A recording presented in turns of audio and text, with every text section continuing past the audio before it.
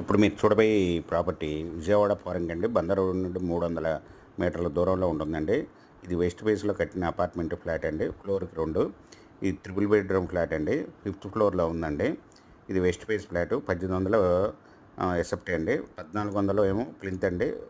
300 common, 100 car parking అండి.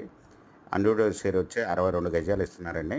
With cupboards అన్నీ కలిపి మీకు 98 లక్షలు చెప్తున్నారండి. Small negotiable. మీకు ఈ ప్రాపర్టీ వివరాలు డిస్క్రిప్షన్లో ఇవ్వడమేందండి.